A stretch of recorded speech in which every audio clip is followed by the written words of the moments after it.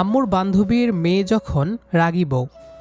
মাঘ মাসের হালকা শীতের সকাল, ভার্সিটির ঘাসে ঢাকা মাঠটাতে আমরা বন্ধুরা মিলে গোল হয়ে বসে আড্ডা দিচ্ছি। চারিদিকে হইচই আর হাসাহাসি, কিন্তু আমার মনটা কেন জানি আজ একটু উদাস। ঠিক তখনই মাঠের দিক থেকে গেটের দিকে তাকাতেই আমার চোখ আটকে গেল। আচ্ছা, ওই মেয়েটা কে রে? আগে তো কখনো দেখিনি আমাদের ভার্সিটিতে। ভার্সিটির মেইন গেট দিয়ে একটা মেয়ে ঢুকছে, পরনে হালকা নীল রঙের সালোয়ার কামিজ, কাঁধে একটা ব্যাগ।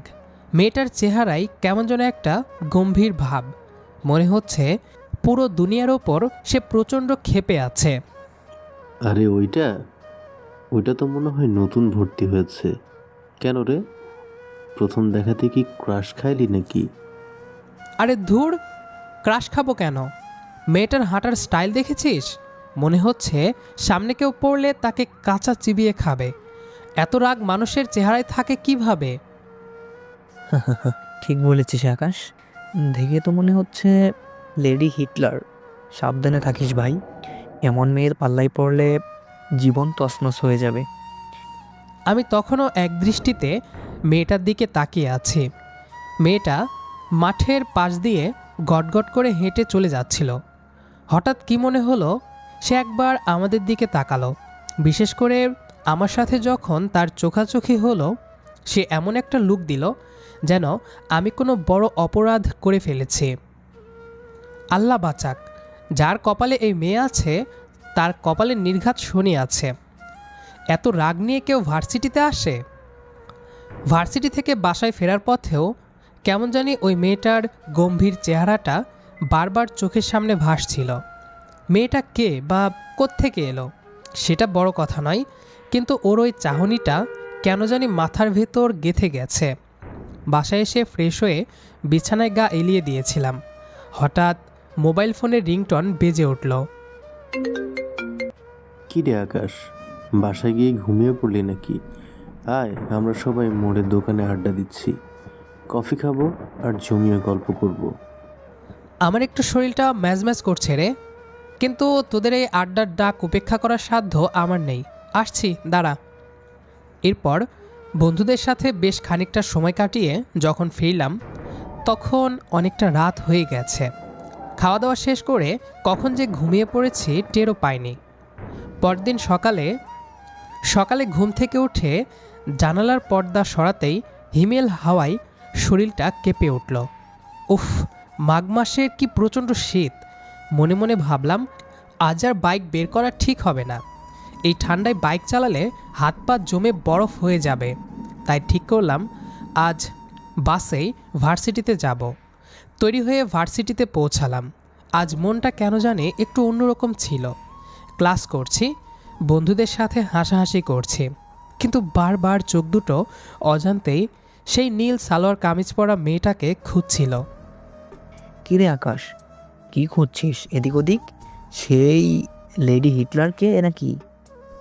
আরে না তো, আমি জাস্ট দেখছিলাম সিনিয়ররা কই, আর ওই মেয়েটার কথা কেন আসবে। সারাদিন কেটে গেল। লাইব্রেরি থেকে শুরু করে ক্যান্টিন, মাঠের কোণা থেকে ক্লাসরুমের করিডর, কোথাও মেয়েটার দেখা মিলল না। যেন কর্পূরের মতো উবে গেছে মেয়েটা। মনে মনে একটু দমে গেলাম। ভাবলাম হয়তো মেয়েটা একদিনের জন্য এসেছিল, বা অন্য কোনো ডিপার্টমেন্টের হবে। বিকেল গড়িয়ে সন্ধ্যা হলো। ভার্সিটি ছুটি হওয়ার পর বাসে করে যখন বাসার দিকে ফিরছি, তখনও ভাবিনি যে ভাগ্যের আসল খেলাটা আমার নিজের ঘরেই অপেক্ষা করছে। সারাদিন ভার্সিটিতে মেয়েটাকে খুঁজে না পেয়ে মনটা একটু খিটখিটে হয়েছিল। বাসের জ্যাম ঠেলে যখন বাসার সামনে পৌঁছালাম, তখন শরীর আর চলছে না। পকেট থেকে চাবি বের করতে ইচ্ছে করতেছিল না, তাই আলসামি করে কলিং বেলে হাত রাখলাম। মনে মনে ভাবছিলাম আজ আম্মুকে বলবো এক কাপ কড়া করে চা বানিয়ে দিতে। কিন্তু দরজাটা খুলতেই আমার পায়ের নিচ থেকে মাটি সরে গেল। আমার হার্টবিট যেন এক লাফে দ্বিগুণ হয়ে গেল। আপনি আপনি এখানে কিভাবে? আপনি কে? আর এভাবে দরজার সামনে দাঁড়িয়ে চিৎকার করছেন কেন? অসভ্য নাকি? অসভ্য মানে? এটা আমার বাসা, আমি আকাশ। কিন্তু আপনি আমাদের বাসায় কি করছেন? আর আমার দরজা আপনি কেন খুললেন? ও, তো আপনি সেই আকাশ? মা তো আপনার কথা অনেক বলেছিল, কিন্তু মা বলেনি যে আপনি এতটা কাণ্ডজ্ঞানহীন। দরজায় কেউ দাঁড়ালে আগে সালাম দিতে হয়। সেটা কি আপনার সিলেবাসে নেই? দেখুন, আমাকে ম্যানার শেখাতে আসবেন না।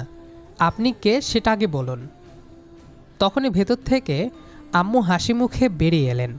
আম্মুর পেছনে দেখি আরও একজন ভদ্রমহিলা, যাকে দেখে মনে হচ্ছে তিনি আম্মুর খুব ঘনিষ্ঠ কেউ। আরে আকাশ, চলে এসেছিস? আয় বাবা, ভেতরে আয়। ওর সাথে তোর পরিচয় হয়েছে? ও হচ্ছে অবন্তী, আমার প্রিয় বান্ধবী নীলু আপার মেয়ে। ওরা আজকেই ঢাকা থেকে শিফট হয়েছে আমাদের পাশের ফ্ল্যাটে। আকাশ তো বেশ বড় হয়ে গেছে রে, মাশাল্লাহ, খুব সুন্দর দেখতে হয়েছে। অবন্তী মা, ওর সাথে রাগ করিস না, আকাশ আমাদের অনেক শান্ত ছেলে। ও আচ্ছা খালামণি, এই তাহলে আপনার শান্ত ছেলে। গেট খোলার সাথে সাথে যেভাবে জেরা শুরু করলো, মনে হলো আমি ওনার বাড়িতে চুরি করতে এসেছি। অবন্তীর কথা শুনে আমি মনে মনে বলছি, উফ, এই মেয়ে তো সাংঘাতিক। আম্মুর সামনে কত ভদ্র সেজেছে, আর আমাকে একা পেয়েই অসভ্য বলে গালি দিল। আম্মু তো জানে না ওর আসল রূপ। ড্রয়িং রুমে তখন এক অদ্ভুত নিস্তব্ধতা। ডিনার শেষ করে সবাই সোফায় বসে জমিয়ে আড্ডা দিচ্ছে। আমি সোফায় এক কোণে কুকড়ে বসে আছি, আর অবন্তী বসেছে ঠিক আমার উল্টো দিকে। সে যেভাবে আর চোখে আমার দিকে তাকাচ্ছে, মনে হচ্ছে সুযোগ পেলেই আমাকে আস্ত কবর দিয়ে দেবে। হঠাৎ আম্মু গলার স্বরটা একটু গম্ভীর করে বললেন, আকাশ, একটা কথা বলার জন্য তোকে ডাকলাম। আমি একটু নড়েচড়ে বসলাম। ভাবলাম হয়তো নতুন ভাড়াটিয়া হিসেবে ওদের কোনো সাহায্য করতে হবে। বললাম, হ্যাঁ আম্মু, বলো। আম্মু নীলু খালার দিকে তাকিয়ে মুচকি হেসে বললেন, আকাশ, আমরা চাচ্ছি তোর আর অবন্তীর বিয়ে দিতে। কথাটা কানে যেতেই মনে হলো মাথার ওপর মাঘ মাসের আকাশটা ভেঙে পড়ল। আমি সোফা থেকে স্প্রিংয়ের মতো সিটকে দাঁড়িয়ে গেলাম। কি বিয়ে? তাও আবার এই ওর সাথে? অবন্তীও আমার মতোই চমকে উঠেছে, তবে তার চোখে বিস্ময়ের চেয়ে রাগটাই বেশি, যেন এক্ষুনি আগ্নেয়গিরি ফেটে পড়বে। কেন এভাবে চিৎকার করছিস কেন? অবন্তীর মধ্যে কি কোনো দিক দিয়ে কমতি আছে? মাশাল্লাহ, মেয়ে আমার যেমন সুন্দরী তেমনই গুণবতী। আরে না আম্মু, আমি কমতির কথা বলছি না, কিন্তু কিন্তু এখন কি বিয়ের বয়স হয়েছে নাকি আমার? বিয়ে করে খাওয়াবো কি? নিজের পকেট মানি তো এখনও তোমার কাছ থেকে নিতে হয়। সেটা নিয়ে তোকে চিন্তা করতে হবে না, আমরা আছি তো। আর বড় কথা হলো, অবন্তী তোদের ভার্সিটিতে ভর্তি হয়েছে। ও এই শহরে নতুন, একা একা থাকবে কেন? এর চেয়ে এবারের বউ হয়ে থাকাই সবচেয়ে নিরাপদ। নীলু আপারও এত পূর্ণ সম্মতি আছে। নীলু খালা অবন্তীর মাথায় হাত বুলিয়ে বললেন, আকাশ বাবা, আমার মেয়েটা একটু রাগী হতে পারে, কিন্তু মনটা ওর খুব পরিষ্কার। আমি চাই আমার বন্ধুত্বের সম্পর্কটা এবার আত্মীয়তায় বদলে যাক। আমি অবন্তীর দিকে তাকালাম। সে মাথা নিচু করে বসে থাকলেও তার হাতের মুঠো শক্ত হয়ে আছে। আমি বুঝতে পারছি সে মনে মনে আমাকে কয়েকবার চিবিয়ে খেয়ে ফেলেছে। কিন্তু আম্মু, একটু সময় তো দাও। কোনো কিন্তু নয়, অনেক ভেবেই আমরা এই সিদ্ধান্ত নিয়েছি। তোদের কোনো কথা শুনবো না। আগামী পরশু দিনে তোদের বিয়ে। কালই কেনাকাটা আর ঘর গোছানোর কাজ শেষ করতে হবে। আমি যেন কথা বলার শক্তি হারিয়ে ফেললাম। কাল যাকে ভার্সিটির মাঠে দেখে লেডি হিটলার ভেবে দোয়া করছিলাম যেন এর পাল্লায় কাউকে পড়তে না হয়, আজ ভাগ্য আমাকেই সেই আগুনের কুণ্ডলিতে ঠেলে দিল। রাত যখন গভীর, আমি বারান্দায় দাঁড়িয়ে আকাশের দিকে তাকিয়ে দীর্ঘশ্বাস ফেলছি। ঠিক তখনই পাশে আমাদের দেয়াল ঘেঁষা পাশের ফ্ল্যাটের বারান্দায় এসে দাঁড়ালো অবন্তী। ওর চোখে তখনও আগুনের ফুলকে। শুনুন মিস্টার আকাশ, আপনি কি মনে করেছেন এই বিয়েতে আমি খুব খুশি? একদম না। শুধু মায়ের কান্নাকাটির কথা ভেবে চুপ করে আছি। তবে সাবধান করে দিচ্ছি, বিয়ের পর নিজেকে এই বাড়ির মালিক মনে করে আমার উপর হুকুম চালানোর চেষ্টা করবেন না। করলে কিন্তু আপনার হাড়গোড় আমি আস্ত রাখবো না। ওরে বাবা, আমি তো ভয়ে মরেই গেলাম। আপনি কি মনে করেন আমি খুব শখ করে আপনার মতো এক রাগী পেতনিকে বিয়ে করছি?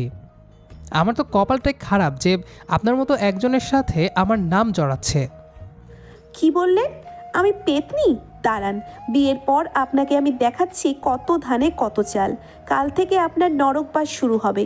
তৈরি থেকো শান্ত ছেলে। অবন্তী গটগট করে ভেতরে চলে গেল। আমি থমকে দাঁড়িয়ে রইলাম। পরশু বিয়ে, অথচ মনে হচ্ছে আমি কোনো যুদ্ধের ময়দানে নামতে যাচ্ছি। আল্লাহ জানে আমার কপালে আরও কত ভোগান্তি আছে। তারপরেও অন্য দিক দিয়ে একটু ভালো লাগছে যে আর কয়দিনই বা সিঙ্গেল থাকব। আর যেই শীত পড়েছে, এই শীতে একটা বইয়ের খুব বেশি প্রয়োজন। সকালবেলা যখন ঘুম ভাঙল, মনের ভেতর এক অদ্ভুত অস্থিরতা। ভাবলাম গত রাতের ঘটনাটা কি স্বপ্ন ছিল? কিন্তু বারান্দায় গিয়ে পাশের ফ্ল্যাটের দিকে তাকাতেই দেখি ওটা ফাঁকা। অবন্তীরা সকালে ওখান থেকে নিজেদের বাড়িতে চলে গেছে, কারণ বিয়ের নিয়ম অনুযায়ী বরের বাড়ি থেকেই তো বরযাত্রী যাবে। বাসায় সকাল থেকেই আত্মীয় স্বজনের ভিড়। আম্মু আর বড় চাচি মিলে পুরো বাড়ি মাথায় তুলে রেখেছেন। রান্নাঘরের মশলার ঘ্রাণ আর মানুষের শোরগোলে নিজের রুমে শান্তিতে থাকতে পারছি না। এর মাঝেই আমার ফোনের রিংটন বেজে উঠল। স্ক্রিনে তাকিয়ে দেখি রাহাত কল দিচ্ছে। কিরে বরবাবু, শুনলাম তোর বিয়ে। এত বড় খবরটা আমাদের কাছে গোপন করে রাখলি? তোকে তো আস্ত রাখা যাবে না। তোরা জানলি কীভাবে? আমি তো এখনও কাউকে বলিনি। তোর আম্মু আমাদের সবাইকে ফোন করে ইনভাইট করেছে। আমরা সবাই মিলে তোর বাসায় আসছি। রেডি থাকিস। আজকে তোর হলুদ, তোকে একদম চুবিয়ে হলুদ মাখাবো। আমি মনে মনে হাসলাম। আমার এই হারামি বন্ধুরা এখনও জানে না ওই লেডি হিটলারই যে তাদের ভাবি হতে যাচ্ছে। জানলে হয়তো আজই আমাকে পাগল করে ছাড়ত। গায়ে হলুদের সন্ধ্যা। বাসার নিচে বড় করে শামিয়ানা টাঙ্গানো হয়েছে। ড্রাম বাজছে, চারদিকে আলোকসজ্জা। আমাকে হলুদ পাঞ্জাবি পরিয়ে স্টেজে বসিয়ে রাখা হয়েছে। বন্ধুদের দলটা যখন হৈ হৈ করে ঢুকলো, আমার তখন পালাতে ইচ্ছে করছিল। আকাশ, কংগ্রাচুলেশন মামা। তা ভাবি কে রে? নাম কি? ছবি দেখা? আরে ছবি দেখার কি আছে, কাল তো দেখবি। আর নাম হলো অবন্তী। অবন্তী? নামটা বেশ মিষ্টি। তা আমাদের কি দেখানো যাবে না? ফেসবুকে তো নিশ্চয় আছে। আমি তাড়াতাড়ি ফোনটা পকেটে ঢুকিয়ে ফেললাম। ওদের যদি একবার বলি যে ভার্সিটির সেই নীল সালোয়ার কামিজ পরা মেয়েটাই অবন্তী, তবে আমার ইজ্জত এক মুহূর্তেই শেষ হয়ে যাবে। হলুদের অনুষ্ঠান পুরোদমে চলছে। আত্মীয়রা এসে গায়ে হলুদ দিয়ে যাচ্ছে। হঠাৎ রাহাত সজল স্টেজ থেকে আমাকে নিচে নামিয়ে আনলো। ওই শোন, আমরা তো জাস্ট তোর সাথে ছবি তুলে চলে যাব না। আমাদেরও শখ হয়েছে কনের বাড়িতে গিয়ে হলুদ দিয়ে আসবো। চল, অ্যাড্রেস দে। আরে পাগল নাকি? ওখানে গিয়ে তোরা কি করবি? মেয়ে পক্ষ তোদের চিনে না। চিনে না তো কি হয়েছে, আমরা বরের বন্ধু, সেটাই পরিচয়। তাছাড়া তোর বউ তো খুব শান্ত আর লক্ষ্মী টাইপ হওয়ার কথা আম্মু বলছিল। চল না, একটু দেখে আসি ভাবি দেখতে কেমন। আমি মনে মনে ভাবছি, শান্ত, লক্ষ্মী, তোরা যদি একবার জানতি ওই মেয়ে রাগের মাথায় আমাকে কাঁচা চিবিয়ে খায়, তাহলে তোরা ওর বাড়ির সীমানায় পা দিতিস না। অবন্তীদের বাড়ি থেকে তাদের আত্মীয়রা আমাদের বাড়িতে হলুদ পাঠিয়েছে। আম্মু আমাকে কানে কানে বললেন, আকাশ, তুই কি অবন্তীকে একবার কল দিবি? মেয়েটা হয়তো একটু নার্ভাস। আমি বাধ্য হয়ে ফোনটা হাতে নিলাম। ডায়াল করতেই ওপাশে রাগী গলার শব্দ। কেন ফোন দিয়েছেন? আপনি কি ভাবছেন হলুদ মাখলে আপনাকে খুব রাজপুত্রের মতো লাগছে? আমাকে আপনার আম্মু জোর করে হলুদের শাড়ি পরিয়েছে, আর আমি রাগে ফুঁসছি। খবরদার আমাকে বিরক্ত করবেন না। হ্যালো, শোনো, আমার বন্ধুরা তোমার বাড়িতে যাওয়ার জন্য পাগল হয়ে যাচ্ছে। ওরা তোমাকে সেই লেডি হিটলার হিসেবে চেনে। ওরা যদি দেখে তুমি আমার বউ, তবে আমার মান সম্মান সব যাবে। প্লিজ ওদের সামনে একটু ভদ্র থেকো। ও, এখন ইজ্জত বাঁচাতে আমার কাছে হাত পাচ্ছেন? বেশ, আমি যা করার তাই করব। আপনার বন্ধুদের আমি এমন অভ্যর্থনা দেব যে তারা জীবনে আর আপনার বিয়ে খেতে আসার সাহস পাবে না। লাইনটা কেটে গেল। আমি কপালে হাত দিয়ে বসে রইলাম। ইতিমধ্যেই রাহাত আর সজল ট্যাক্সি ঠিক করে ফেলেছে। ওরা আমাকে জবরদস্তি করে সাথে নিয়ে যেতে চায়, কিন্তু আমি কোনো মতে যান বাঁচিয়ে বাসায় থেকে গেলাম। ওরা যাওয়ার সময় সজল বলে গেল, আকাশ, আমরা গিয়ে ভাবিকে বলে আসব তুই কত বড় ফাঁকিবাজ, দেখিস তোকে কিভাবে সাইজ করে। আমি বিড়বিড় করে বললাম, তোদের সাইজ করার জন্য ওই ডাইনি নিজেই যথেষ্ট। জানা গেলেই বুঝবি। রাত 11টায় বন্ধুদের করুণ দশা। রাত তখন অনেক। আমি দরজায় শব্দ পেয়ে খুলে দেখি রাহাত, সজল আর বাকিরা ঝিম মেরে দাঁড়িয়ে আছে। সবার মুখ দেখে মনে হচ্ছে কেউ তাদের ওপর দিয়ে বুলডোজার চালিয়ে দিয়েছে। কিরে, ভাবিকে দেখে আসলি? কেমন দেখলি? আকাশ, তুই কি জেনে শুনে বিষ পান করছিস বন্ধু? ওই মেয়ে তো মানুষ না, ও তো ডাইনোসর। মামা, আমরা ভাবিকে গিয়ে জাস্ট একটু মজা করে বলতে গিয়েছিলাম যে ভাবি, আকাশের কিন্তু আগে একটা গার্লফ্রেন্ড ছিল। বিশ্বাস কর, কথা শেষ হওয়ার আগেই মেয়েটা একটা মরিচ বাটার বাটি আমাদের দিকে ছুঁড়ে মেরেছিল। আর যে গালিটা দিল, উফ, এখনো কান ঝাঝা করছে। সবচেয়ে বড় কথা কি জানিস? ওই মেয়েটাই তো সেই লেডি হিটলার যাকে আমরা ভার্সিটির মাঠে দেখেছিলাম। তুই আমাদের আগে কেন বলিসনি? আমাদের মান সম্মান সব ওই মেয়ের সামনে শেষ হয়ে গেল। আমি হাসবো নাকি কাঁদবো বুঝতে পারলাম না। বন্ধুদের এমন করুণ দশা দেখে আমার নিজের ভয় আরও বেড়ে গেল। কাল আমার বিয়ে। এই মেয়ে যদি বন্ধুদের সাথেই এই ব্যবহার করে, তবে আমার সাথে বাসরাতে কি করবে? রাত 12টা বাজার সাথে সাথে অবন্তীর একটা টেক্সট এলো। আপনার বন্ধুদের বিদায় করেছি। কাল আপনি আসছেন তো? আপনার জন্য বিশেষ উপহার রেডি রাখছি। ইতি আপনার হবুর রাগী বউ। মেসেজটা পড়ে আমি ঢোক গেলাম। কাল আমার কপালে কী আছে তা একমাত্র আল্লাহই জানেন। আজ আমার বিয়ের দিন। চারিদিকে সানাইয়ের সুর বাজার কথা থাকলেও আমার কানে বাজছে যেন যুদ্ধের দামামা। সকাল থেকে বন্ধুদের পাত্তা নেই। কাল রাতে অবন্তীর বাড়ি থেকে মরিচ বাটার বাটির তাড়া খেয়ে আসার পর ওরা যে আজ আদৌ আসবে কি না তা নিয়ে আমার সন্দেহ ছিল। কিন্তু দুপুর গড়াতে দেখি এক একজন ফিটফাট হয়ে পাঞ্জাবি পরে হাজির। কি রে আকাশ, এখনো সময় আছে, পালিয়ে যাবি? ওই মেয়ে কিন্তু তোকে কাঁচা চিবিয়ে খাবে। আরে পালাবে কই?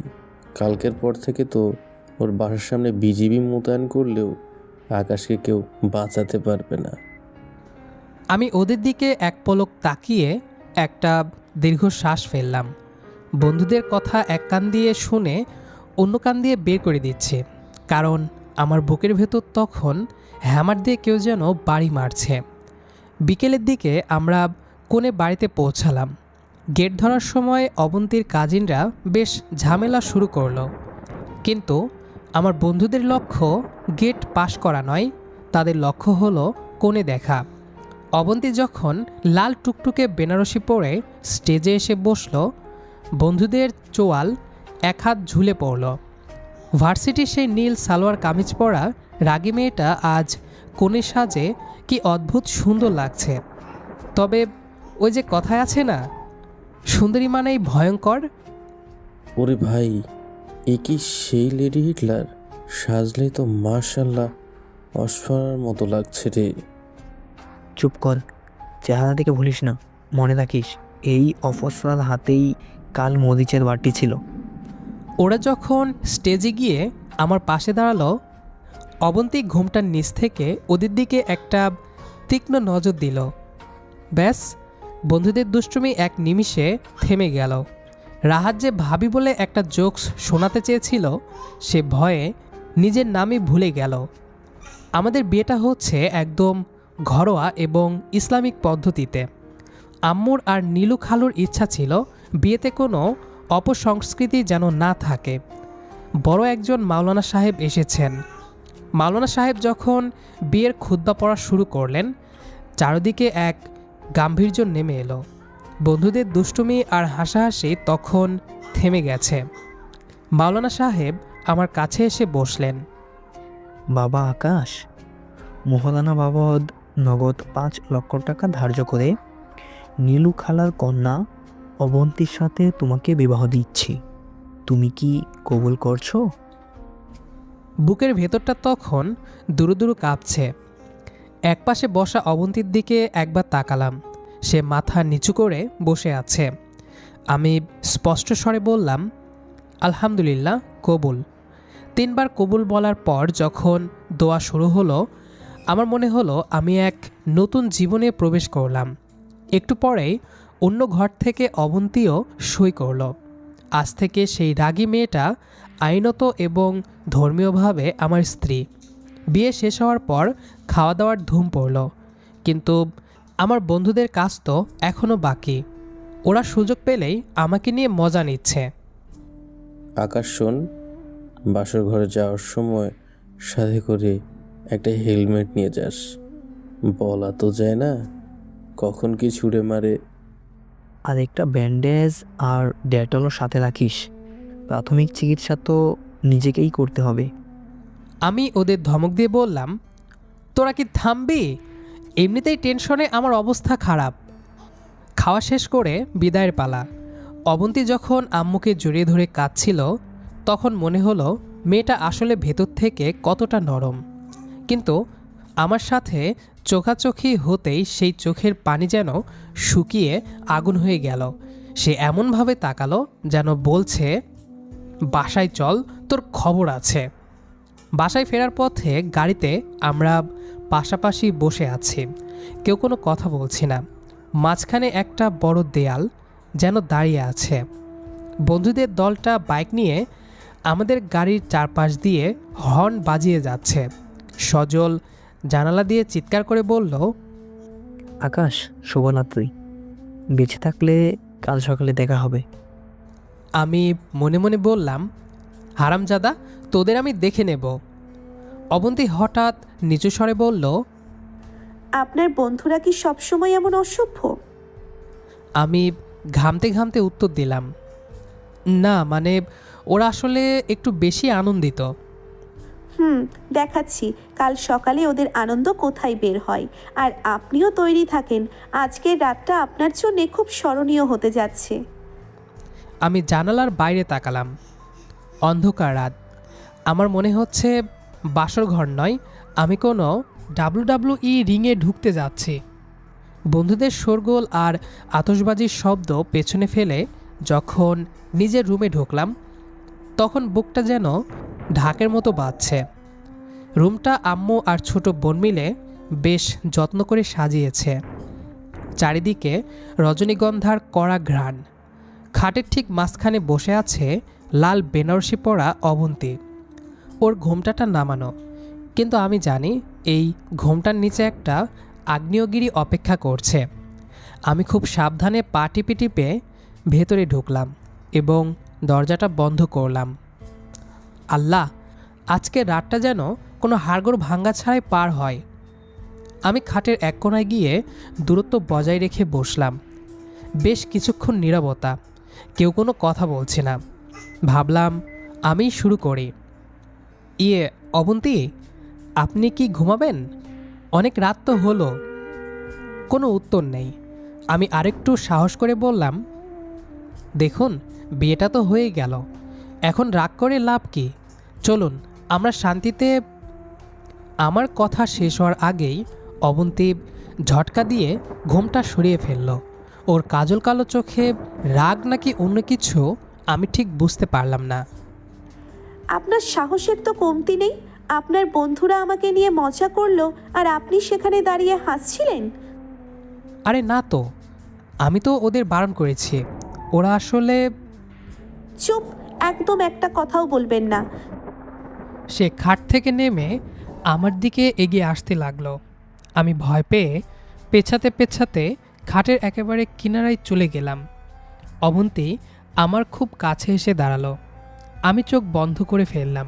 ভাবলাম হয়তো একটা থাপ্পড় বা বালিশের বাড়ি খেতে যাচ্ছি, কিন্তু না। হঠাৎ অনুভব করলাম নরম দুটো হাত আমার কলার চেপে ধরল।